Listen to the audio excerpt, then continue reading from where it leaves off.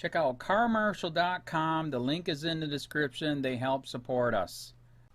Hey, Charlotte County. This is Charlotte County Cop Watch, and I'm going to do this screen read here in a second on this story, but basically what the fuck is happening here is this Nazi-ass prick, since COPWATCH came on the scene, since he's got in office for the past 5 to 6 years, he has doubled, tripled his freaking indoctrination propaganda unit at the sheriff's office, trying to make everybody think that they are freaking good and great.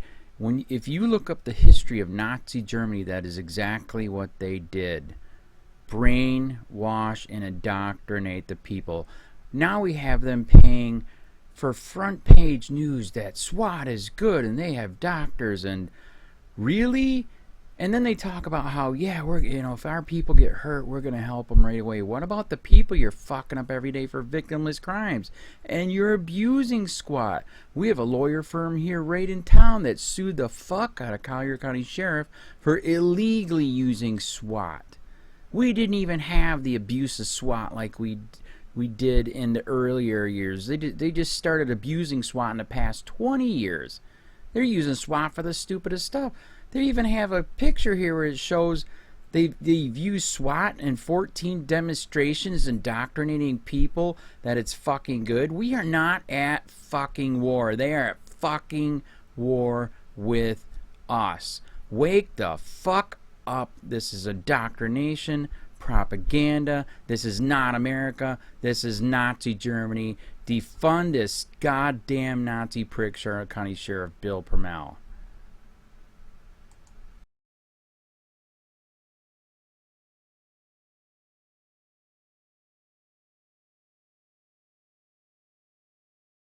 Doctor. SWAT doctors, medics provide medical backup to SWAT team. By Ann Easker. Staff writer. The mention of a SWAT team may conjure images of law enforcement kicking down doors with guns engaged. But some members of the Charlotte County Sheriff's Office SWAT team carry medical bags instead of firearms.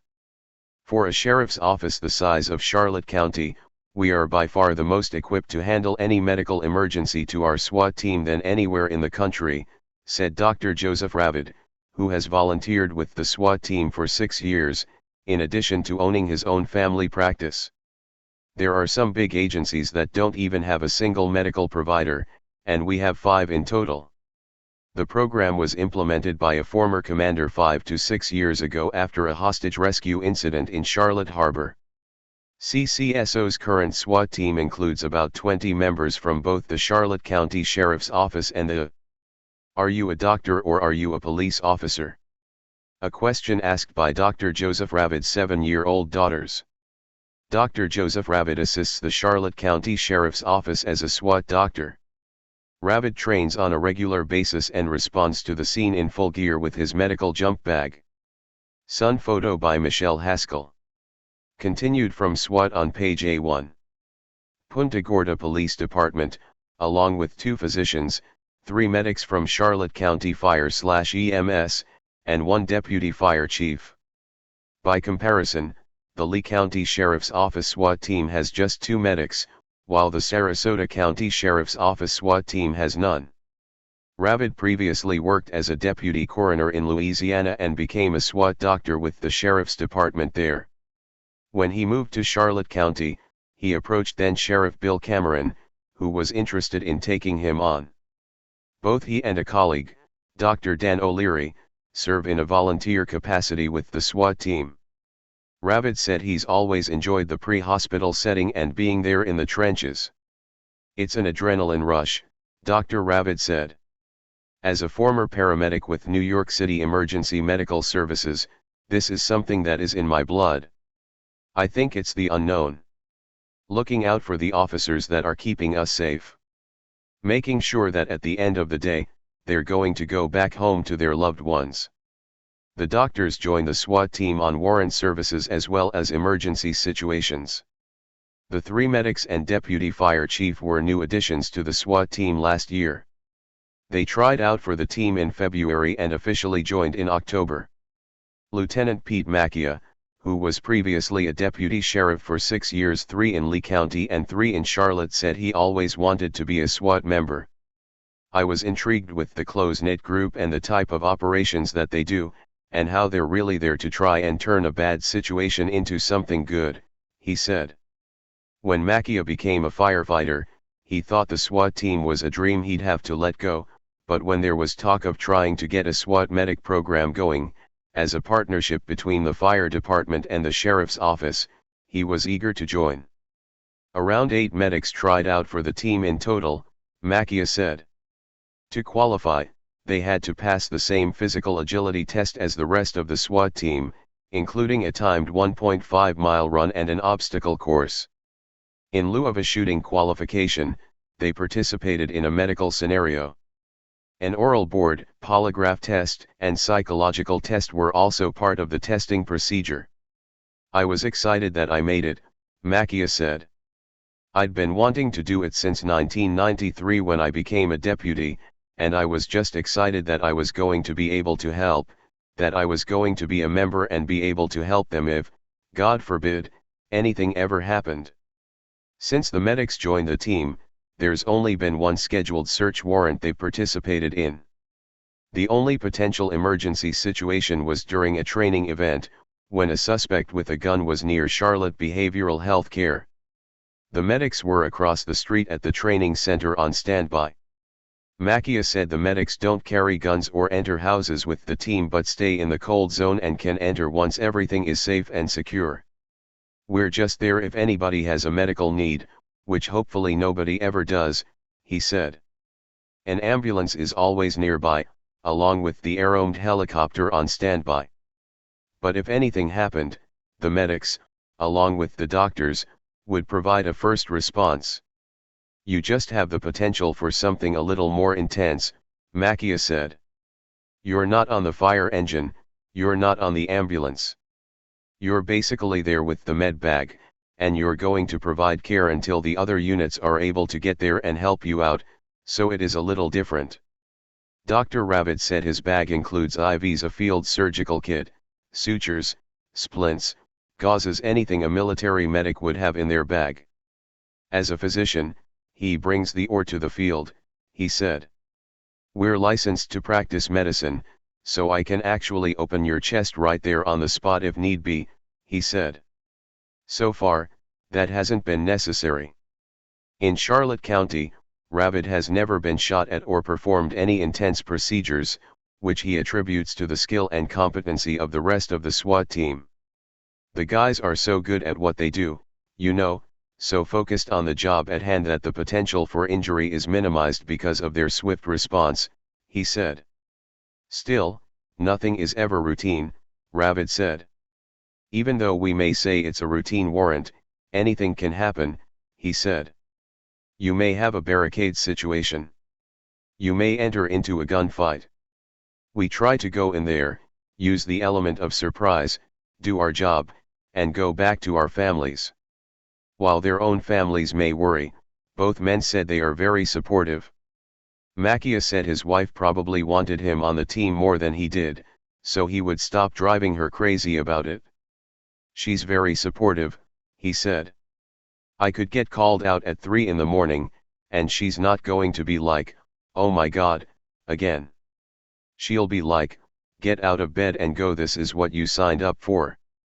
Rabbit said his twin 7-year-old daughters think his work is super cool. They get such a kick out of me putting the uniforms on because I confuse them, he said. They say, are you a doctor or are you a police officer? But now they understand the difference. Both Rabbit and Makia said there's a deep sense of camaraderie and closeness between all the team members. Your title and your rank really doesn't matter when you're there, Makia said. It's just everybody working together for the same result. I couldn't ask for a better working relationship, knowing that if the situation arose, they are the best in the business, Rabbit said. Should any team members, or any alleged perpetrators face injury, both the SWAT doctors and medics are ready. I can get called right now saying we're going, we're rolling, Rabbit said. We are ready 24/7, 365 days a year, including hurricanes, natural disasters. We are here. Our motto is, we never close. Email, aeasker@sun-herald.com. Lieutenant Pete Macchia stands in front of Rescue Engine 7. Macchia serves on the CCSO SWAT team as a medic, in addition to his role with Charlotte County Fire/EMS. The medics are still waiting for their SWAT uniforms to arrive. Sun photo by N. Easker. Dr. Joseph Ravid, a family medicine practitioner in Punta Gorda, also assists the Charlotte County Sheriff's Office as a SWAT doctor. Sun photo by Michelle Haskell. The trauma medical bag weighs more than 70 pounds and carries advanced medical supplies for an on-scene operation if needed. Sun photo by Michelle Haskell.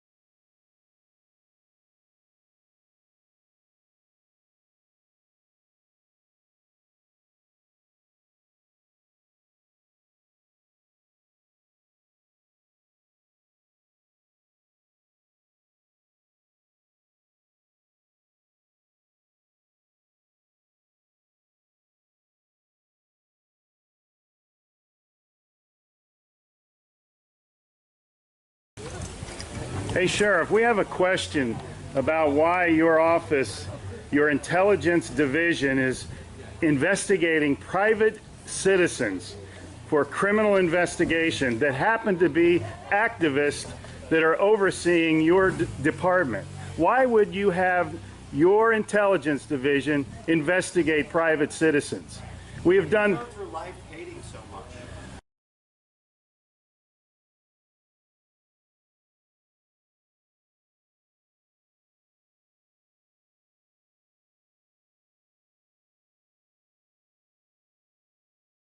Sir, we don't hate anyone. We love freedom and we love American people.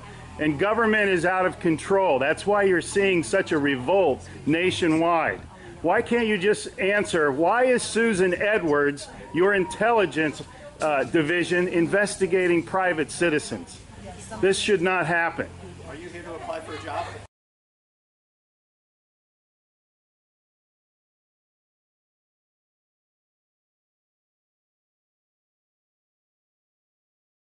Possibly I might be applying for a job, but that's irrelevant to my question.